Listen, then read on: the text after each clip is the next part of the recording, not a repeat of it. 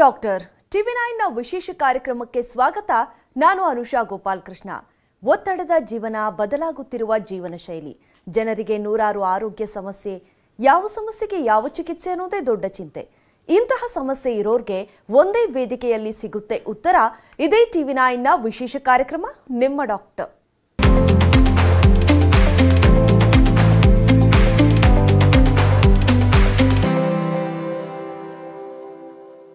PCOD ಅಥವಾ polycystic ovarian syndrome ಸಾಕಷ್ಟು ಮಹಿಳೆಯರನ್ನ ಕಾಡುತ್ತಿರುವ ಸಮಸ್ಯೆ. ಇದು ಪ್ರಜನನ ಶಕ್ತಿ ಹೊಂದಿರುವ ಸ್ತ್ರೀಯರಲ್ಲಿ ಕಂಡುಬರುವ ಅತ್ಯಂತ ಸಾಮಾನ್ಯ ಸಮಸ್ಯೆಗಳಲ್ಲಿ ಒಂದು. ಈ ಸಮಸ್ಯೆಯು ಸುಮಾರು 20-25% ಸ್ತ್ರೀಯರಲ್ಲಿ ಕಂಡುಬರ್ತಾ ಇದೆ. ಜೊತೆಗೆ ಇತ್ತೀಚಿನ ದಿನಗಳಲ್ಲಿ ಬದಲಾದ ಜೀವನ ಶೈಲಿ ಹಾಗೂ ಆಹಾರ ಕ್ರಮದಲ್ಲಿನ ಬದಲಾವಣೆಯಿಂದಾಗಿ ಚಿಕ್ಕ ವಯಸ್ಸಿನ ಹೆಣ್ಣು ಮಕ್ಕಳು ಸಹ ಈ ಸಮಸ್ಯೆಗೆ ಒಳಗಾಗ್ತಾ ಇದ್ದಾರೆ. ಹಾಗಾಗಿ ಈ ಸಮಸ್ಯೆಯ ಮೂಲ ಏನು, ಪರಿಹಾರ ಯಾವ ರೀತಿ ಸಾಧ್ಯ ಅನ್ನೋದನ್ನ ಪ್ರತಿಯೊಬ್ಬರೂ ತಿಳಿದುಕೊಳ್ಳಬೇಕಾಗಿದ್ದು ಅತ್ಯವಶ್ಯ. ಪಿಸಿಒಡಿ ಸಮಸ್ಯೆಯಿಂದಾಗಿ ಅದೆಷ್ಟೋ ಮಹಿಳೆಯರು ತಾಯಿಯಾಗುವಂತ ಅವಕಾಶವನ್ನ ಕಳೆದುಕೊಳ್ತಾ ಇದ್ದಾರೆ.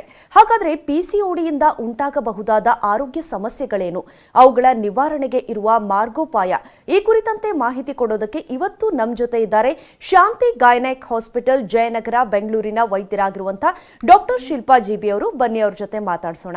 ಡಾಕ್ಟರ್ ನಮಸ್ತೆ, ಕಾರ್ಯಕ್ರಮಕ್ಕೆ ಸ್ವಾಗತ. ನಮಸ್ತೆ ಡಾಕ್ಟರ್, ಸಾಮಾನ್ಯವಾಗಿ ಈಗ ಪಿಸಿಒಡಿ ಸಮಸ್ಯೆ ಹೇಗಾಗಿದೆ ಅಂದ್ರೆ ಇತ್ತೀಚಿನ ದಿನಗಳಲ್ಲಿ ತುಂಬಾನೇ ಪರ್ಸೆಂಟೇಜ್ ಜಾಸ್ತಿ ಆಗ್ತಾ ಇದೆ. ಅದರ ಜೊತೆಗೆ ಇದರ ಬಗ್ಗೆ ಕನ್ಸರ್ನ್ ಬರೋದು ಫರ್ಟಿಲಿಟಿಗೆ ಪ್ರಶ್ನೆ ಬಂದಾಗ ಅದು ಜಾಸ್ತಿ ಆಗಿದೆ. ಬಟ್ ಪಿಸಿಒಡಿ ತುಂಬಾ ಕಡೆಯಿಂದ ಅಂದ್ರೆ ಆರೋಗ್ಯದ ಮೇಲೆ ಎಫೆಕ್ಟ್ ಮಾಡ್ತಾ ಇದೆ. ಸೊ ಹಾಗಾಗಿ ಈ ಪಿಸಿಒಡಿಯಿಂದ ಇನ್ಫರ್ಟಿಲಿಟಿನೇ ಒಂದು ಮ್ಯಾಟರ್ ಅಥವಾ ಎಷ್ಟು ಕಾಸ್ ಮಾಡ್ತಾ ಇದೆ ಇದು ಫರ್ಟಿಲಿಟಿ ಡಿಪೆಂಡೆನ್ಸಿ ಅಂತ? ಸೊ ಪಿಸಿಒಡಿ ಅಂತ ಹೇಳಿದಾಗ ನಾವು ಕಾಮನ್ ಆಗಿ ನೋಡೋದು, ಅವರಿಗೆ ಇರ್ರೆಗ್ಯುಲರ್ ಪೀರಿಯಡ್ಸ್ ಇರುತ್ತೆ, ಅವ್ರಿಗೆ ತೂಕ ಹೆಚ್ಚಾಗಿ ಅವ್ರಿಗೆ ತೂಕವನ್ನು ಕಡಿಮೆ ಮಾಡೋದಕ್ಕೆ ಅವರಿಗೆ ತೊಂದರೆಗಳಾಗ್ತಾ ಇರ್ಬೋದು. ಮತ್ತು ಅವರು ತುಂಬ ಸಡನ್ನಾಗಿ ವೆಯ್ಟ್ ಜಾಸ್ತಿ ಆಗ್ತಾನೆ ಹೋಗ್ತಾ ಇರ್ತಾರೆ. ಮುಖದ ಮೇಲೆ ಮೊಡವೆಗಳು ಅಂದರೆ ಆ್ಯಕ್ನೆ ಅಂತ ಹೇಳ್ತೀವಿ, ಇಲ್ಲಾಂದರೆ ಹೆಚ್ಚು ಕೂದಲು, ಅದಕ್ಕೆ ಹಿರ್ಸುಟಿಸಮ್ ಅಂತ ಹೇಳ್ತೀವಿ. ಮುಖದ ಮೇಲೆಲ್ಲ ಬೇಕಾಗಿಲ್ಲದೆ ಇರೋ ಜಾಗದಲ್ಲಿ ಅವ್ರಿಗೆ ಕೂದಲು ಎಲ್ಲ ಜಾಸ್ತಿ ಆಗಿರೋದು, ಅದಕ್ಕೆಲ್ಲ ನಾವು ಈ ಪಿಸಿಒಡಿ ಸಿಂಪ್ಟಮ್ಸ್ ಅಂತ ನಾವು ಹೇಳ್ತೀವಿ. ಸೊ ಇದೆಲ್ಲನೂ ಕೂಡ ನಾವು ಕಾಮನ್ ಆಗಿ ಇತ್ತೀಚಿನ ದಿನಗಳಲ್ಲಿ ಈ ಸಿವಿಯರ್ ಪಿಸಿಒಡಿ ಅನ್ನೋದನ್ನು ನಾವು ಹೆಚ್ಚಾಗಿ ನಾವು ನೋಡ್ತಾ ಇದ್ದೀವಿ. ಒಂದು ಇರೆಗ್ಯುಲಾರಿಟಿಯಿಂದ ಪೀರಿಯಡ್ಸ್ ಅಂದರೆ ಅವರು ಕೆಲವ್ರಿಗೆ ಮಾತ್ರೆ ತಗೊಂಡಾಗ ಮಾತ್ರ ಪೀರಿಯಡ್ಸ್ ಬರುತ್ತೆ, ಇದಕ್ಕೆ ನಾವು ಸಿವಿಯರ್ ಪಿಸಿಒಡಿ ಅಂತ ಹೇಳ್ತೀವಿ. ಹಾಗಾದರೆ ಬಾಡಿನಲ್ಲಿ ನ್ಯಾಚುರಲ್ ಆಗಿ ಏನು ಪ್ರೊಜೆಸ್ಟ್ರಾನ್ ಅನ್ನೋ ಹಾರ್ಮೋನ್ ಪ್ರೊಡ್ಯೂಸ್ ಆಗಿ ಅದು ಪೀರಿಯಡ್ಸ್ ಬರಬೇಕು, ಆಗ್ತಾ ಇರಲ್ಲ ಅವ್ರಿಗೆ. ಸೊ ಹಾಗಾಗಿ ಅವ್ರಿಗೆ 3 ತಿಂಗಳಾಗಲಿ 4 ತಿಂಗಳಾಗಲಿ, ಕೆಲವೊಂದು ಸತಿ 6 ತಿಂಗಳು, 1 ವರ್ಷದವರೆಗೂ ಅವರು ಮಾತ್ರೆ ತೊಗೊಳೋವರೆಗೂ ಅವ್ರಿಗೆ ಪೀರಿಯಡ್ಸ್ ಬರಲ್ಲ. ಅವ್ರ ಬಾಡಿ ಅದಕ್ಕೆ ಒಗ್ಗೋಗ್ಬಿಟ್ಟಿರುತ್ತೆ, ಬರೀ ಮಾತ್ರೆ ತೊಗೊಂಡಾಗ ಮಾತ್ರ ಪೀರಿಯಡ್ಸ್ ಬರೋದು. ಇದಕ್ಕೆ ನಾವು ಸಿವಿಯರ್ ಪಿಸಿಒಡಿ ಅಂತ ಹೇಳ್ತೀವಿ. ಸೊ ಇಂಥ ನಾವು ನೋಡ್ತಾ ಇರುವಂಥ ಸಿವಿಯಾರಿಟಿ ಆಫ್ ದ ಪಿಸಿಒಡಿ ಇತ್ತೀಚಿನ ದಿನಗಳಲ್ಲಿ ತುಂಬ ಹೆಚ್ಚಾಗಿ ಈ ಕಾಲೇಜ್ ಮಕ್ಕಳಲ್ಲಿ ಮತ್ತು ಹಾಗೆಯೇ ಈ ಫರ್ಟಿಲಿಟಿ ಇಶ್ಯೂಸ್ ಇರೋಂಥ ಪೇಷಂಟ್ಸ್ನಲ್ಲಿ ನಾವು ಹೆಚ್ಚಾಗಿ ನೋಡ್ತಾ ಇದ್ದೀವಿ. ಸೊ ಇದೆಲ್ಲನೂ ನಾವು ನೋಡ್ತಾ ಇರೋದು ಅವರ ಜೀವನ ಶೈಲಿಯಲ್ಲಿ ಯಾವಾಗ ಅವರು ಸ್ವಲ್ಪ ಎಡುತ್ತಾರೆ ಅಂದರೆ ಅವ್ರಿಗೆ ಸ್ಟ್ರೆಸ್ ಇರ್ಬೋದು. ಸ್ಟ್ರೆಸ್ಸಿಂದ ಎಷ್ಟೋ ಸತಿ ನಾವು ನೋಡೋ ಹಾಗೆ ಅವ್ರಿಗೆ ತುಂಬ ಬಿಂಜ್ ಈಟಿಂಗ್ ಅಂತ ಇರುತ್ತೆ, ಇಲ್ಲಾಂದರೆ ಸುಮ್ಮನೆ ಆ ಸ್ಟ್ರೆಸ್ಸಿಂದ ಅವ್ರು ತಿಂತಾನೇ ಇರ್ತಾರೆ. ಆಮೇಲೆ ತಿನ್ನೋ ಆಹಾರ ಕೂಡ ಅವ್ರು ಯಾವ ಥರ ಚೂಸ್ ಮಾಡಿರ್ತಾರೆ ಅಂದರೆ ಸಡನ್ ಶುಗರ್ ರೈಸ್ ಆಗಿ ಅವ್ರಿಗೆ ಸ್ವಲ್ಪ ಫೀಲ್ ಗುಡ್ ಫ್ಯಾಕ್ಟರ್ ಬರೋ ಥರ, ಅಂದರೆ ಚಿಪ್ಸ್ ಇರ್ಬೋದು, ಇಲ್ಲ ಪೆಪ್ಸಿ, ಕೋಕೋ-ಕೋಲಾ ಆ ಥರದ್ದೆಲ್ಲ ಇರ್ಬೋದು. ಅಂದರೆ ಅದಕ್ಕೆ ಏರೇಟೆಡ್ ಡ್ರಿಂಕ್ಸ್ ಅಂತ ನಾವು ಹೇಳ್ತೀವಿ.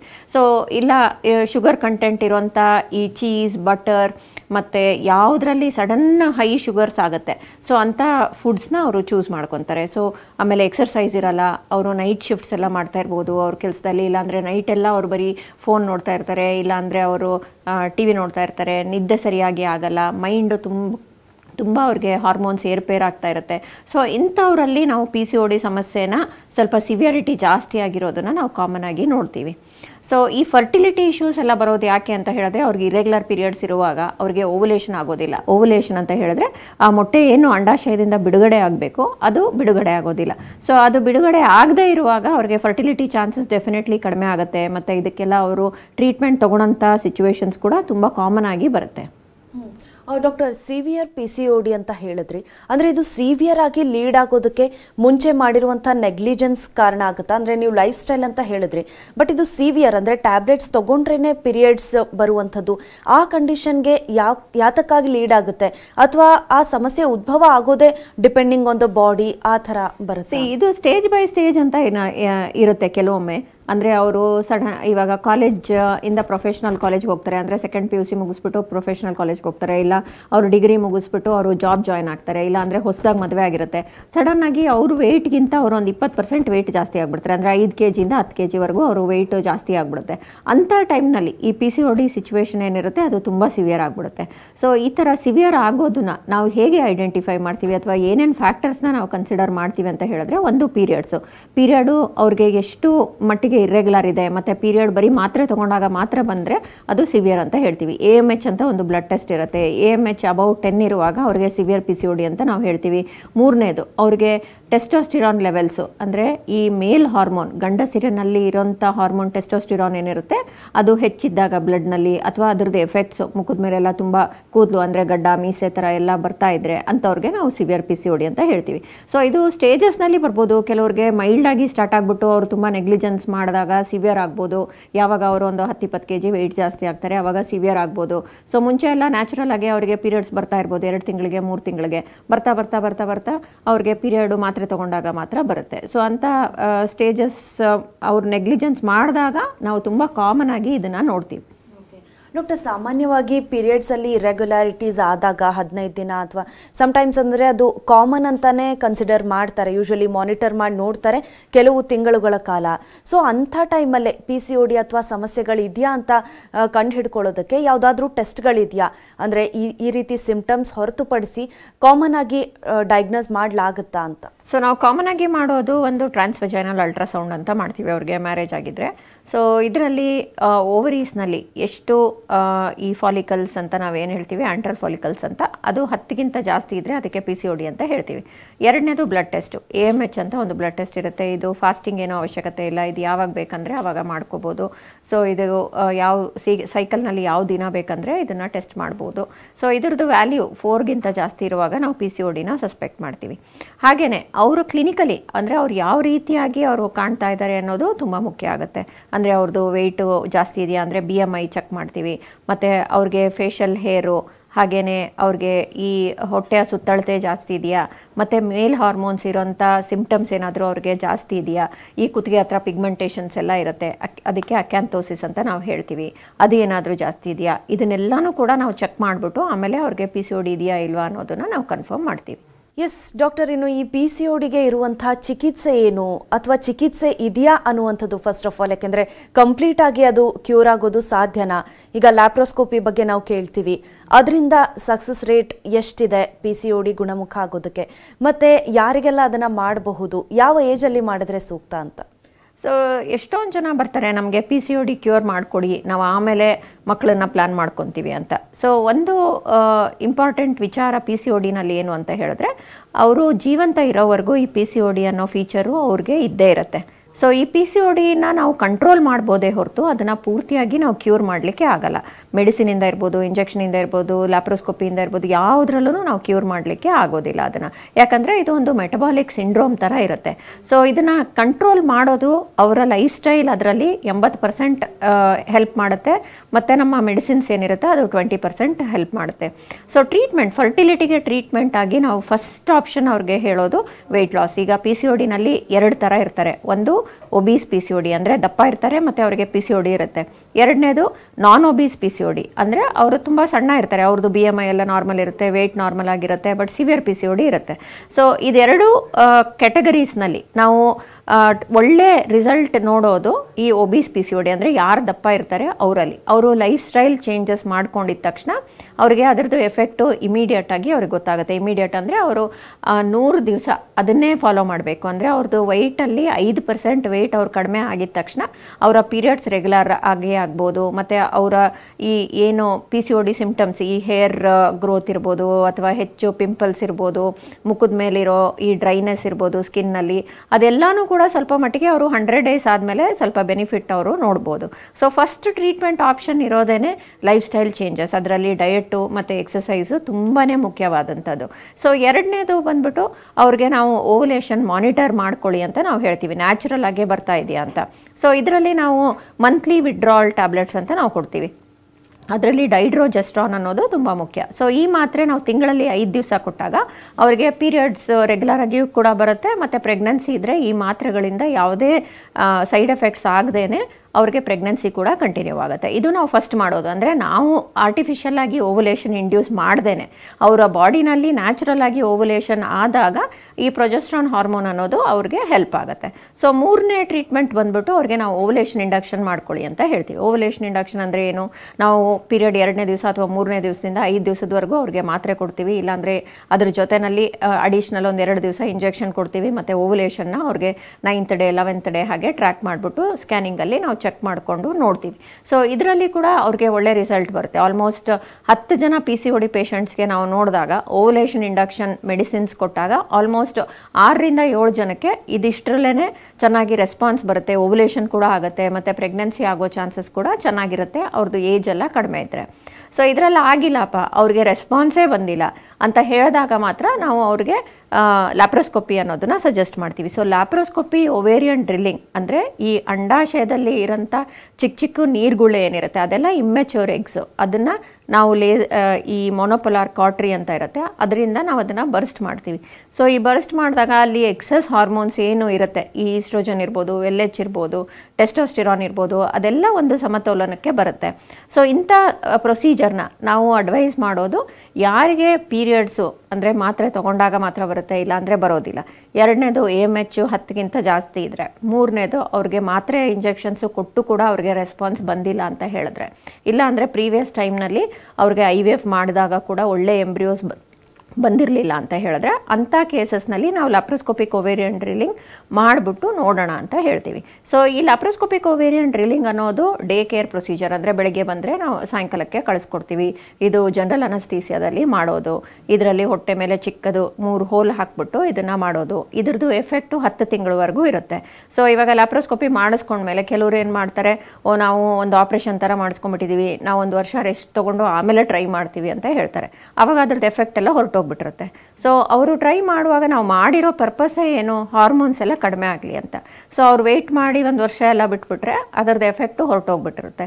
ಸೊ ಹಾಗಾಗಿ ಈ ಥರ ಟ್ರೀಟ್ಮೆಂಟ್ ಮಾಡಿಸ್ಕೊಳುವಾಗ ಅವ್ರಿಗೆ ಪೂರ್ತಿಯಾಗಿ ಅದ್ರ ಬಗ್ಗೆ ಗೊತ್ತಿರಬೇಕು. ಸೊ ಮತ್ತು ಆ ಲೈಫ್ ಸ್ಟೈಲ್ ಚೇಂಜಸ್ ಅನ್ನೋದೇನಿರುತ್ತೆ ಅದು ಎಲ್ಲ ಟ್ರೀಟ್ಮೆಂಟ್ಸ್ ಜೊತೆನೂ ಅದು ಹ್ಯಾಂಡ್ ಇನ್ ಹ್ಯಾಂಡ್ ಹೋಗಬೇಕಂದ್ರೆ ಅದನ್ನು ಕಂಟಿನ್ಯೂ ಮಾಡ್ತಾನೆ ಇರಬೇಕು ಅವರು. ಸೊ ಅವರು 5 kg ಕಡಿಮೆ ಆಗ್ತಾರೆ, ಫುಲ್ ಖುಷಿ ಆಗಿಬಿಟ್ಟು ನೆಕ್ಸ್ಟ್ ಡೇ ಫುಲ್ ಎಲ್ಲ ಬಿಟ್ಬಿಡ್ತಾರೆ, ಮತ್ತು ಇನ್ನೊಂದು ತಿಂಗಳಲ್ಲಿ ಅವರು ಮತ್ತೆ 4 kg ಜಾಸ್ತಿ ಆಗಿಬಿಟ್ಟಿರ್ತಾರೆ. ಯಾಕಂದರೆ PCODನಲ್ಲಿ ವೆಯ್ಟ್ ಲಾಸ್ ಮಾಡೋದು ತುಂಬ ಕಷ್ಟ. ಅವ್ರಿಗೆ ಆ ಥರ ರೆಸಿಸ್ಟೆಂಟ್ ಹಾರ್ಮೋನ್ಸ್ ಇರುತ್ತೆ ಬಾಡಿನಲ್ಲಾಗಲೇ. ಸೊ ಇವಾಗ ನಾವು ನಾರ್ಮಲ್ ಆಗಿರೋ ಪೇಷಂಟ್ಸ್ಗೆ ವೆಯ್ಟ್ ಲಾಸ್ ಮಾಡ್ಕೊಳ್ಳಿ ಅಂತ ಅವ್ರು ಎಷ್ಟು ಎಫರ್ಟ್ ಹಾಕ್ತಾರೋ ಅದರದ್ದು ಡಬಲ್ ಎಫರ್ಟ್ ಹಾಕಬೇಕಾಗತ್ತೆ ಅವರು ಆ ವೆಯ್ಟ್ ಲಾಸ್ ಮಾಡಲಿಕ್ಕೆ. ಸೊ ಅದು ತುಂಬ ಇಂಪಾರ್ಟೆಂಟು. ಮತ್ತು ನಾನು ಪದೇ ಪದೇ ಇದನ್ನು ಯಾಕೆ ಹೇಳ್ತಾ ಇದ್ದೀನಿ ಅಂದರೆ ಇದು ತುಂಬ ಕಷ್ಟ ಮತ್ತು ಇದಕ್ಕೆ ತುಂಬ ಡಿಸಿಪ್ಲಿನ್ ಕೂಡ ಬೇಕಾಗುತ್ತೆ. ಸೊ ಇದು 1 ವಾರ 1 ತಿಂಗಳು ಮಾಡೋಂಥದ್ದಲ್ಲ, ಇದು ಅವರು ಲೈಫ್ ಲಾಂಗ್ ಮಾಡಬೇಕಾಗತ್ತೆ. ಅವರ PCODನ ಅವರು ಕಂಟ್ರೋಲಲ್ಲಿ ಇಟ್ಕೋಬೇಕು ಅಂತ ಹೇಳಿದಾಗ. ಅಂದರೆ ಲ್ಯಾಪ್ರೋಸ್ಕೋಪಿ ಎಲ್ಲ ಆದಮೇಲೆ ಟ್ಯಾಬ್ಲೆಟ್ಸ್ ಆ ರೀತಿ ಚಿಕಿತ್ಸೆಗಳು ಮುಂದುವರಿತಾ ಇರುತ್ತಾ ಡಾಕ್ಟರ್? ಹೌದು. ಸೊ ಲ್ಯಾಪ್ರೋಸ್ಕೋಪಿ ಆದಮೇಲೆ ನಾವು ಫಸ್ಟ್ ಅವ್ರಿಗೆ 2 ತಿಂಗಳಿಗೆ ಹೇಳ್ತೀವಿ ನೀವು ನ್ಯಾಚುರಲಾಗಿ ಟ್ರೈ ಮಾಡಿ ಅಂತ. 2 ತಿಂಗಳಲ್ಲಿ ಅವ್ರಿಗೆ ಪ್ರೆಗ್ನೆನ್ಸಿ ಆಗಿಲ್ಲ ಅಂತ ಹೇಳಿದಾಗ ಆಮೇಲೆ ಮತ್ತೆ ತಿರ್ಗಾ ಓವುಲೇಷನ್ ಇಂಡಕ್ಷನ್ ಸ್ಟಾರ್ಟ್ ಮಾಡ್ಕೊತೀವಿ. ಅದ್ರ ಜೊತೆಯಲ್ಲಿ ಅವ್ರ ಹಸ್ಬೆಂಡ್ದು ವೀರ್ಯಾಣುನಲ್ಲಿ ಏನಾದರೂ ಸಮಸ್ಯೆ ಇತ್ತು ಅಂತ ಹೇಳಿದಾಗ ಅವ್ರಿಗೆ IUI ಕೂಡ ನಾವು ಸಜೆಸ್ಟ್ ಮಾಡ್ತೀವಿ. ಸೊ ಇಲ್ಲ ತುಂಬಾ ಪ್ರಾಬ್ಲಮ್ ಇತ್ತು ವೀರ್ಯಾಣುದಲ್ಲಿ, ಆಮೇಲೆ ಇವ್ರಿಗೆ ಏಜ್ ಕೂಡ ಸ್ವಲ್ಪ ಜಾಸ್ತಿ ಆಗಿತ್ತು ಅಂತ ಹೇಳಿದಾಗ ಅವ್ರಿಗೆ IVF ಕೂಡ ನಾವು ಸಜೆಷನ್ಸ್ ಕೊಡ್ತೀವಿ. ಓಕೆ ಡಾಕ್ಟರ್, ತುಂಬ ಜನ ಅಂದರೆ ಪೇಷಂಟ್ಸ್ ಈಗ IUI ಅಥವಾ IVFಗೆ ಆಪ್ಟ್ ಮಾಡ್ಕೊಳ್ಳೋದಕ್ಕೆ ತುಂಬ ವರ್ಷಗಳ ಪ್ರಯತ್ನ ನಂತರನೇ ಮಾಡ್ತಾರೆ ಸಾಮಾನ್ಯವಾಗಿ. ಆದಷ್ಟು ನ್ಯಾಚುರಲ್ ಆಗಿ ಕನ್ಸೀವ್ ಮಾಡ್ಕೊಳ್ಳೋ ಮಾರ್ಗಗಳು ಇದೆಯಾ ಅಂತ ನೋಡ್ತಾ ಇರ್ತಾರೆ. ನೀವು ಹೇಳಿದ್ರಿ ಈಗ ಲ್ಯಾಪ್ರೋಸ್ಕೋಪಿ ಅಂದರೆ ಅದು ಒಂದು ಅಂದಾಜು ಒಂದು 10 ತಿಂಗಳಿಂದ 1 ವರ್ಷ ಅಂದ್ಕೊಂಡ್ರು ಆ ರೀತಿ ಚಿಕಿತ್ಸೆ ಮಾಡಿ ಆ ಪೀರಿಯಡಲ್ಲಿ ಆಗದೇ ಇದ್ದಾಗ ಮಲ್ಟಿಪಲ್ ಟೈಮ್ಸ್ ಅದನ್ನು ತಗೊಂಡ್ರೆ ಏನಾದರೂ ಎಫೆಕ್ಟ್ ಆಗುತ್ತಾ ಅಥವಾ ಅದರ ರಿಸಲ್ಟ್ಸ್ ಯಾವ ರೀತಿ ತೋರಿಸುತ್ತೆ ಅಂತ? ಸೊ ಕೆಲವೊಬ್ಬರಲ್ಲಿ ನಾವು LH ಲೆವೆಲ್ಸ್ ಜಾಸ್ತಿ ಇರುವಾಗ ಈ ಥರ ಲ್ಯಾಪ್ರೋಸ್ಕೋಪಿಕ್ ಓವೇರಿಯನ್ ಡ್ರಿಲ್ಲಿಂಗ್ ಮಾಡಿದ ತಕ್ಷಣ ವಿತಿನ್ 6 ಮಂತ್ಸ್ ಅವ್ರು ಕನ್ಸೀವ್ ಆಗಿರ್ತಾರೆ. ಸೊ ಅವ್ರಿಗೆ ಏನಾಗುತ್ತೆ, ನೆಕ್ಸ್ಟ್ ಪ್ರೆಗ್ನೆನ್ಸಿ ಬೇಕು ಅಂದಾಗ ಅವರೇ ಹೇಳ್ತಾರೆ, ಇಲ್ಲ ಮೇಡಮ್ ನಮಗೆ ಡ್ರಿಲ್ಲಿಂಗ್ ಮಾಡಿಬಿಡಿ, ನಮಗೆ ಸತಿ ಡ್ರಿಲ್ಲಿಂಗ್ ಮಾಡಿದಾಗೇ ಕನ್ಸೀವ್ ಆಗಿದ್ದು, ಇಲ್ಲಾಂದರೆ ವರ್ಷಾನ್ಗಟ್ಟಲೆ ನಾವು ಮಾತ್ರೆಗಳು ತೊಗೊತಾ ಇದ್ವಿ ಬಟ್ ಯಾವುದರಲ್ಲೂ ಬೆನಿಫಿಟ್ ಆಗಿಲ್ಲ ಅಂತ. ಸೊ ಈ ಥರ ಸುಮಾರು ಕೇಸಸ್ ನಾವು 10 PCOD ಕೇಸಸ್ ಇದ್ದರೆ 10% ಆಫ್ ದ ಕೇಸಸ್ನಲ್ಲಿ ಒಂದು ಕೇಸ್ ಔಟ್ ಆಫ್ 10 ನಾವು ಮತ್ತೆ ತಿರ್ಗಾ ರಿಪೀಟ್ ಡ್ರಿಲ್ಲಿಂಗ್ ಮಾಡಿಬಿಟ್ಟು ಅವ್ರಿಗೆ ಪ್ರೆಗ್ನೆನ್ಸೀಸ್ ಕೂಡ ನ್ಯಾಚುರಲ್ ಆಗಿ ಆಗಿರೋದು ಕೂಡ ಇದೆ. ಸೊ ಇದು ಪ್ರೊಸೀಜರ್ಸ್ ಎಲ್ಲ ಹೇಗೆ ಅಂದರೆ ಇದು ಇಂಡಿವಿಜುವಲೈಸ್ಡ್ ಆಗಿ ನಾವು ನೋಡಬೇಕಾಗತ್ತೆ. ಅಂದರೆ ಇದಕ್ಕೆ ನಾವು ಜನರಲೈಸ್ಡ್ ಆಗಿ ಇಂಥವ್ರಿಗೆ ಹೀಗೆ ಹಾಗೆ ಅಂತ ಹೇಳಲಿಕ್ಕಾಗಲ್ಲ. ಸೊ ಇದನ್ನು ಆ ಪೇಷಂಟ್ದು ನೋಡಿಕೊಂಡು ನಾವು ಅದಕ್ಕೆ ಸಜೆಷನ್ ಕೊಡಬೇಕಾಗತ್ತೆ. ಓಕೆ, ಇನ್ನು IUI ಅಥವಾ IVFಗೆ ಯಾವ ಹಂತದಲ್ಲಿ ಹೋಗಬೇಕು ಮತ್ತು ರಿಸಲ್ಟ್ಸ್ ವೈಸ್ ಅದು ಜಾಸ್ತಿ ಪ್ರಾಮಿಸ್ಡ್ ಇರುತ್ತಾ IVF ಅಲ್ಲಿ ಅಂತ? ಸೊ ಈ PCOD ಪೇಷಂಟ್ಸ್ಗೆ ತುಂಬ ಒಂಥರ ಆಗಲೇ ಅವ್ರಿಗೆ ತಾಳ್ಮೆ ಇರೋದಿಲ್ಲ. ಯಾಕಂದರೆ ಅವರು ತುಂಬ ವರ್ಷಗಳು ಬರೀ ಪೀರಿಯಡ್ ಪ್ರಾಬ್ಲಮ್ನಲ್ಲಿ, ಮತ್ತು ಒಂದು ಸತಿ ಪೀರಿಯಡ್ ಸ್ಟಾರ್ಟ್ ಆದರೆ ನಿಲ್ಲೋದೇ ಇಲ್ಲ, ಅಥವಾ ಅವ್ರ ವೆಯ್ಟ್ ಇಶ್ಯೂಸ್ನಲ್ಲಿ ಅವರು ತುಂಬ ಸ್ಟ್ರಗಲ್ ಮಾಡ್ತಾ ಇರ್ತಾರೆ ಡೇ ಟು ಡೇ. ಇದರಲ್ಲಿ ಕೆಲವ್ರಿಗೆಲ್ಲ ಮೆಂಟಲ್ಲು, ಎಮೋಷ್ನಲ್ ಎಲ್ಲ ತುಂಬ ಅಪ್ಸ್ ಆ್ಯಂಡ್ ಡೌನ್ಸ್ ಆಗ್ತಾ ಇರುತ್ತೆ. ಯಾಕಂದರೆ ಅವರ ಬಾಡಿ ಇಮೇಜಿಂದ ಇರ್ಬೋದು, ಅಥವಾ ಅವ್ರ ರಿಲೇಷನ್ಶಿಪ್ಸ್ನಲ್ಲಿ ಇರ್ಬೋದು, ಅಥವಾ ಅವ್ರದ್ದೇ ಆದಂಥ ಸ್ಟ್ರೆಸ್ಸು ಅವ್ರಿಗೆ ಜಾಸ್ತಿ ಬಿಲ್ಡ್ ಡೌನ್ ಆಗ್ತಾ ಇರುತ್ತೆ. ಆ್ಯಂಡ್ ಅವ್ರಿಗೆ ಪೇಷನ್ಸ್ ಇಲ್ಲದೆ ಇರುವಾಗ ಅವರು ಶಾರ್ಟ್ ಕಟ್ಸ್ ತೊಗೊಳ್ಲಿಕ್ಕೆ ಟ್ರೈ ಮಾಡ್ತಾರೆ. ಅಂದರೆ ಇಲ್ಲ, ನಮಗೆ ಸಾಕಾಗೋಗ್ಬಿಟ್ಟಿದೆ, ಮ್ಯಾರೇಜ್ ಆಗಿ 3 years ಆಗಿದೆ, ನಂಗೆ IVF ಮಾಡಿಬಿಡಿ, ನನಗೆ IUI ಮಾಡಿಬಿಡಿ ಅಂತ. ಬಟ್ ನಾವು ಅರ್ಥ ಮಾಡ್ಕೋಬೇಕಾಗಿರೋದು ಏನು ಅಂತ ಹೇಳಿದ್ರೆ, ನಾವು ಇದೇನೇ ಪ್ರೊಸೀಜರ್ ಮಾಡಿದ್ರೂ ಅವರ ಎಗ್ ಕ್ವಾಲಿಟಿ, ಅಂದರೆ ಅವರ ಅಂಡಾಣು ಕ್ವಾಲಿಟಿ ಏನಿರುತ್ತೆ, ಅವರು ಅದನ್ನು ಲೈಫ್ ಸ್ಟೈಲ್ ಇಂಪ್ರೂವ್ಮೆಂಟ್ ಮಾಡಿಕೊಂಡ್ರೆ ಅಥವಾ ಅವ್ರ ಸ್ಟ್ರೆಸ್ ಲೆವೆಲ್ಸ್ ಕಡಿಮೆ ಮಾಡಿಕೊಂಡ್ರೆ ಮಾತ್ರ ನಮಗೆ ಒಳ್ಳೆ ಅಂಡಾಣು ಸಿಗುತ್ತೆ. ಸೊ ಅದಕ್ಕೆ ನಾವು ಪ್ರಾಮುಖ್ಯತೆ ಕೊಡಬೇಕು. ನಾವು ಅವ್ರು ಬಂದಿದ ತಕ್ಷಣ ಇಲ್ಲ ನೀವು IVFಗೆ ಹೋಗ್ಬಿಡಿ, ಬೆಸ್ಟ್ ಚಾನ್ಸ್ ಇರುತ್ತೆ ಅಂತ ಹೇಳಲಿಕ್ಕಾಗಲ್ಲ. ಇವಾಗ ಎಷ್ಟೋ ಜನ ಅವ್ರಿಗೆ 30 ಎಗ್ ಸಿಗುತ್ತೆ, ಬಟ್ ಅದರಲ್ಲಿ ಒಂದು ಕೂಡ ಫರ್ಟಿಲೈಸ್ ಆಗೋದಿಲ್ಲ. ಯಾಕಂದರೆ ಅವ್ರದ್ದು PCOD ಅಷ್ಟು ಸಿವಿಯರ್ ಆಗಿರುತ್ತೆ. ಸೊ ನಾವು IVF ಅವ್ರದ್ದು ಎಗ್ಸ್ ಚೆನ್ನಾಗಿಲ್ಲ ಅಂತ ಹೇಳಿದ್ರೆ ನಾವು ಮಾಡಲಿಕ್ಕೆ ಆಗೋದಿಲ್ಲ. ಸೊ ಈ ಥರ ಕೇಸಸ್ ಕೂಡ ನಾವು ಸುಮಾರಾಗಿ ನೋಡ್ತೀವಿ. So IVF is not the solution for PCOD. PCODನಲ್ಲಿ ನಾವು ಜಾಸ್ತಿ ಒತ್ತು ಕೊಡಬೇಕಾಗಿರೋದು ಅವರ ಲೈಫ್ ಸ್ಟೈಲ್ ಚೇಂಜಸ್ಗೆ, ಮತ್ತು ಅವ್ರಿಗೆ ಕೌನ್ಸಿಲಿಂಗ್ ಬೇಕು, ತುಂಬ ಮೋಟಿವೇಶನ್ ಬೇಕು. ಸೊ ಬಂದಾಗೆಲ್ಲ ನಾವು ಅದನ್ನೇ ಹೇಳ್ತಾ ಇರಬೇಕು. ಸೊ ಕೆಲವರೆಲ್ಲ ಇರಿಟೇಟ್ ಆಗ್ತಾರೆ, ನಾವು ಹಾಸ್ಪಿಟ್ಲಿಗೆ ಬರೋಕ್ಕೆ ಹೆದರಿಕೆ ಆಗುತ್ತೆ ನಮಗೆ, ನೀವು ಬಂದಿದ ತಕ್ಷಣ ನೀವು ವೆಯ್ಟ್ ನೋಡಿಬಿಟ್ಟು ನಮಗೆ ಬೈತೀರಾ ಅಂತ. ಸೊ ಅದೆಲ್ಲ ಇಟ್ ಈಸ್ ಆಲ್ ಲೈಕ್ ಏನೋ ತುಂಬ ಅದು ಸೈಕಲ್ ಥರ ಅದು. ಸೊ ಅವರು ಅದರಿಂದನೇ ಸ್ಟ್ರೆಸ್ ತೊಗೋತಾ ಇರ್ತಾರೆ. ಬಟ್ ಕೆಲವೊಂದು ಸತಿ ನಾವು ಹೇಳಿದಾಗ, ಆಲ್ಮೋಸ್ಟ್ ಇವಾಗ ನಾನು ನೋಡಿರೋಂಗೆ ನಮ್ಮ ಹತ್ರ ಲಾಸ್ಟ್ 1 year ವಾರಕ್ಕೇನಿಲ್ಲ ಅಂದರೂ ನಾವೊಂದು 25 PCOD ಪೇಷಂಟ್ಸ್ನ ನೋಡ್ತೀವಿ. ಸೊ ಇದರಲ್ಲಿ ಸುಮಾರು ಜನ ಅವರು ನೀವೇನು ಹೇಳ್ತಿರೋ ಮಾಡ್ತೀವಿ ಅನ್ನೋ ಸ್ಟೇಜಿಗೆ ಬಂದುಬಿಟ್ಟಿರ್ತಾರೆ. ಯಾಕಂದರೆ ಅವ್ರ ಮದುವೆ ಆಗಿ 10 ವರ್ಷ ಆಗಿರುತ್ತೆ, 9 ವರ್ಷ ಆಗಿರುತ್ತೆ. ಸೊ ತುಂಬ ಕಡೆ ತೋರಿಸ್ಬಿಟ್ಟಿರ್ತಾರೆ. ಸೊ ಇಂಥವರು they will be very very receptive. ಅಂದರೆ ನಾವು ಹೇಳಿದ್ದನ್ನು ಅವ್ರು ಅರ್ಥ ಮಾಡಿಕೊಂಡು ಮಾಡೋಷ್ಟು ಅವರು ಮಾಡ್ಕೊತಾರೆ. ಇವತ್ತು ಕೂಡ ನಾನು ನನ್ನ ಚಾನಲ್ನಲ್ಲಿ ಹಾಕಿದ್ದೆ, ಒಬ್ಬರಿಗೆ MH 7.3 ಇತ್ತು, 97 kg ಇದ್ದರು ಅವರು. ಜಸ್ಟ್ ಓವ್ಯುಲೇಷನ್ ಇಂಡಕ್ಷನಲ್ಲೇ ಇವತ್ತು ಟ್ವಿನ್ಸ್ ಪಾಸಿಟಿವ್ ಬಂದಿದೆ. ಸೊ ಈ ಥರದ್ದು ಕೇಸಸ್ಸು ನಾವು ಹಾಕಿದಾಗ, ನಾವು ಹೇಳಿದಾಗ ಅವರಿಗೆ ತುಂಬ ಮೋಟಿವೇಶನ್ ಬರುತ್ತೆ. ಸೊ ಅದನ್ನು ಕಂಟಿನ್ಯೂ ಮಾಡ್ಕೊಂಡು ಮಾಡೋದು ಮನೆಯಲ್ಲಿ ಎಲ್ಲರೂ, ಫ್ಯಾಮಿಲಿ ಇರ್ಬೋದು, ಹಸ್ಬೆಂಡ್ ಇರ್ಬೋದು. ಸೊ ಎಲ್ಲರ ಮೇಲೂ ಅದು ಸ್ವಲ್ಪ ಅಂದರೆ ಅದು ಗೊತ್ತಿರಬೇಕು ಅವ್ರಿಗೆ. ಸೊ ಅದ್ರ ಗೊತ್ತಿದ್ದರೆ ಅವ್ರು ಸಪೋರ್ಟ್ ಮಾಡಿದರೆ ಖಂಡಿತವಾಗ್ಲೂ PCODನಲ್ಲಿ ಡೆಫಿನೆಟ್ಲಿ ತುಂಬ ಒಳ್ಳೆ ಚಾನ್ಸಸ್ ಇರುತ್ತೆ ಅವ್ರಿಗೆ ಪ್ರೆಗ್ನೆನ್ಸಿ ಆಗಲಿಕ್ಕೆ. ಮತ್ತು ಅವರು ಕರೆಕ್ಟಾಗಿ ಅವರ ಹೆಲ್ತನ್ನ ಅವರು ನೋಡಿಕೊಂಡ್ರೆ ಅವ್ರಿಗೆ ಲಾಂಗ್ ಟರ್ಮ್ ಎಫೆಕ್ಟ್ಸ್ PCOD ಏನಿರುತ್ತೆ ಅದು ಕೂಡ ಕಡಿಮೆ ಆಗುತ್ತೆ. ಹಾಗೆಯೇ ಪ್ರೆಗ್ನೆನ್ಸಿನ ಅವರು ತುಂಬ ಬೇಗ ಅಚೀವ್ ಮಾಡ್ಕೋಬೋದು. ಟೈಮ್ ಫಾರ್ ಪ್ರೆಗ್ನೆನ್ಸಿ ಅಂತ ನಾವು ಏನು ಹೇಳ್ತೀವಿ, ಸೊ ಅದು ಕೂಡ ಅದನ್ನು ಅವರು ಶಾರ್ಟ್ ಮಾಡ್ಕೋಬೋದು. ಇದನ್ನೆಲ್ಲ ಅವ್ರು ಅರ್ಥ ಮಾಡಿಕೊಂಡು ಅದ್ರ ಪ್ರಕಾರ ಅವರು ನಡ್ಕೊಂಡಾಗ IUI ಅಥವಾ IVFನಲ್ಲಿ ಮ್ಯಾಜಿಕಲಾಗಿ ಏನೂ ಆಗಲ್ಲ. ಸೊ ಅದರಲ್ಲಿ ಏನು ಮಾಡ್ತೀವಿ ನಾವು, ಸ್ವಲ್ಪ ಮೆಡಿಸಿನ್ಸ್ ಎಲ್ಲ ಜಾಸ್ತಿ ಕೊಡ್ತೀವಿ, ಇಂಜೆಕ್ಷನ್ ಡೋಸೇಜ್ ಜಾಸ್ತಿ ಆಗುತ್ತೆ, ಅದರದ್ದೇ ಆದಂಥ ರಿಸ್ಕ್ ಇರುತ್ತೆ. IUIಗೆ ಅಂತ ನಾವು ಮೆಡಿಸಿನ್ ಕೊಟ್ಟಿರ್ತೀವಿ, ಬಟ್ ತುಂಬ ಫಾಲಿಕಲ್ಸ್ ಬಂದುಬಿಡುತ್ತೆ. ಆವಾಗ IVFಗೆ ಕೂಡ ಕನ್ವರ್ಟ್ ಮಾಡ್ತೀವಿ. ಅವ್ರು ರೆಡಿ ಇದ್ದರೆ, ಅವ್ರ ಹತ್ರ ಫೈನಾನ್ಸಸ್ ಎಲ್ಲ ಕರೆಕ್ಟಾಗಿದ್ದರೆ ಆವಾಗ IVFಗೆ ಕನ್ವರ್ಟ್ ಮಾಡ್ತೀವಿ. ಇಲ್ಲ IVF ಮಾಡೋಕ್ಕೆ ಹೋಗಿರ್ತೀವಿ, ತುಂಬ ಸ್ಟಿಮ್ಯುಲೇಷನ್ ಆಗಿಬಿಡುತ್ತೆ, ಅದಕ್ಕೆ ಓವೇರಿಯನ್ ಹೈಪರ್ ಸ್ಟಿಮ್ಯುಲೇಷನ್ ಅಂತ ಕೂಡ ಆಗುತ್ತೆ. ಸೊ ಇದೆಲ್ಲನೂ ಕೂಡ PCODನಲ್ಲಿ ನಾವು ತುಂಬ ಕೇರ್ಫುಲ್ಲಾಗಿ ಹ್ಯಾಂಡಲ್ ಮಾಡ್ಕೋಬೇಕಾಗಂಥ ವಿಚಾರಗಳು. ಡಾಕ್ಟರ್, ಅಂದರೆ ಈಗ ಲೈಫ್ ಸ್ಟೈಲ್ ಅಂತ ಮಾತನಾಡೋದಾದರೆ ತುಂಬ ಜನ ಈಗ ಪೀರಿಯಡ್ಸನ್ನು ಕಂಟ್ರೋಲ್ ಮಾಡ್ಕೊಳ್ಳೋದಕ್ಕೆ ಟ್ಯಾಬ್ಲೆಟ್ಸ್ ತೊಗೊಳ್ತಿರ್ತಾರೆ. ಅಂದರೆ ಐದರ್ ಡಿಲೇ ಮಾಡೋದಕ್ಕಾಗಿರ್ಬೋದು, ಅಥವಾ ನೀವು ಹೇಳ್ದಂಗೆ PCOD ಸಮಸ್ಯೆ ಇರೋರು ಅದನ್ನು ಕರೆಕ್ಟ್ ಟೈಮಿಗೆ ಬರಲಿ ಅಂತ ರೆಗ್ಯುಲೇಟ್ ಮಾಡೋಕ್ಕೆ ಟ್ಯಾಬ್ಲೆಟ್ಸ್ ಅಥವಾ ಹಾರ್ಮೋನಲ್ ಮ್ಯಾನೇಜ್ ಮಾಡೋದಕ್ಕೂ ಕೂಡ ಟ್ಯಾಬ್ಲೆಟ್ಸ್ ತೊಗೊಳ್ತಾ ಇರ್ತಾರೆ. ಅದು ಎಷ್ಟು safe doctor? And reproductive age ಅಲ್ಲದೆ ಹೋದರೆ ಆ ರೀತಿ ಟ್ಯಾಬ್ಲೆಟ್ಸ್ ತೊಗೊಂಡು ರೆಗ್ಯುಲೇಟ್ ಮಾಡ್ಕೊಳ್ಳೋ ಅವಶ್ಯಕತೆ ಇದೆಯಾ? ಸೊ PCODನಲ್ಲಿ ಕಾಮನ್ ಪ್ರಾಬ್ಲಮ್ಸ್ ಅಂದರೆ ನಾವು ನೋಡೋದು, ಮದುವೆ ಆಗದೆ ಇರೋರಿಗೆ ಅಥವಾ ಈವನ್ ಮದುವೆ ಆಗಿರೋರಿಗೂ ಕೂಡ ಈ ಇರ್ರೆಗ್ಯುಲರ್ ಪೀರಿಯಡ್ಸು. ಇವಾಗ ಹಬ್ಬ ಬರ್ತಾ ಇದೆ, ಹಬ್ಬದ ಟೈಮಲ್ಲೇ ನಂಗೆ ಪೀರಿಯಡ್ ಬಂದುಬಿಟ್ರೆ ಏನು ಮಾಡ್ಬೋದು, ನಾವು ದೇವಸ್ಥಾನಕ್ಕೆ ಹೋಗಬೇಕು, ಟ್ರಾವೆಲಿಂಗ್ ಹೋಗಬೇಕು, ನಾವು ಫಾರಿನ್ ಟ್ರಿಪ್ಪಿಗೆ ಹೋಗಬೇಕು, ಈ ಥರದ್ದು ಸಮಸ್ಯೆಗಳಿರುತ್ತೆ. ಸೊ ಇದೆಲ್ಲ ಸೋಷಿಯಲ್ ಪ್ರಾಬ್ಲಮ್ಸ್. ಇದಕ್ಕೋಸ್ಕರ ನಾವು PCODನಲ್ಲಿ ನಾವು ಮೆಡಿಕೇಷನ್ಸ್ ಕೊಡೋಲ್ಲ. ನಾವು ಯಾವಾಗ ಕೊಡ್ತೀವಿ, ಅವರಿಗೆ ರೆಗ್ಯುಲರ್ ಪೀರಿಯಡ್ಸ್ ಯಾವಾಗ ಬರಬೇಕು, LH ಲೆವೆಲ್ಸ್ ಜಾಸ್ತಿ ಇರುವಾಗ, ಅಥವಾ ಅವರ ಫೇಶಿಯಲ್ ಫೀಚರ್ಸ್ನಲ್ಲಿ ಟೆಸ್ಟೋಸ್ಟಿರಾನ್ ಲೆವೆಲ್ಸ್ ಎಲ್ಲ ಜಾಸ್ತಿ ಇದೆ ಅಂತ ಹೇಳಿದಾಗ ನಾವು ಓರಲ್ ಕಾಂಟ್ರಸೆಪ್ಟಿವ್ ಪಿಲ್ಸ್ ಅಂತ ನಾವು ಕೊಡ್ತೀವಿ. ಯಾವಾಗ ಯಾವಾಗ ಅವರಿಗೆ ಮಗು ಬೇಡ ಅಂತ ಇರುವಾಗ, ಅಂದರೆ ಅವ್ರಿಗೆ ಸದ್ಯ ಪ್ಲ್ಯಾನ್ ಮಾಡ್ತಾ ಇಲ್ಲ ಅವರು, ಸೊ ಜಸ್ಟ್ ನಮಗೆ ಪೀರಿಯಡ್ ರೆಗ್ಯುಲಾರಿಟಿ ಬೇಕು ಅಂತ ಹೇಳಿದಾಗ ಈ ಥರ ಕಾಂಟ್ರಸೆಪ್ಟಿವ್ ಪಿಲ್ಸ್ನ ಆಲ್ಮೋಸ್ಟ್ ಅಪ್ ಟು 2 ಇಯರ್ಸ್ವರೆಗೂ ಅವರು ಸೇಫಾಗಿ ತೊಗೋಬೋದು. And it is excellent. ನಾವು ಎಷ್ಟೊಂದು ಜನ ಪೇಷಂಟ್ಸ್ಗೆ ಈ ಥರ ಹಾಕಿದಾಗ ಅವರು ತುಂಬ ಖುಷಿಯಾಗಿರ್ತಾರೆ. ಯಾಕಂದರೆ ಅವರು ಮಾಡೋಂಥ ಎಕ್ಸಸೈಸ್ ಇರ್ಬೋದು ಅಥವಾ ಅವ್ರ ಲೈಫ್ ಸ್ಟೈಲ್ ಚೇಂಜಸ್ಸಲ್ಲಿ ಇದು ತುಂಬ ಬೆನಿಫಿಟ್ ಆಗುತ್ತೆ ಅವ್ರಿಗೆ. ಯಾಕಂದರೆ ಹಾರ್ಮೋನ್ಸ್ ಎಲ್ಲ ಸಮತೋಲನದಲ್ಲಿರುತ್ತೆ. ಸೊ ಅವರು ಸ್ವಲ್ಪ ಎಫರ್ಟ್ ಹಾಕಿದರೂ ಕೂಡ ವೆಯ್ಟ್ ಲಾಸ್ ಎಲ್ಲ ಬೇಗ ಬೇಗ ಆಗ್ತಾ ಇರುತ್ತೆ ಅವ್ರಿಗೆ.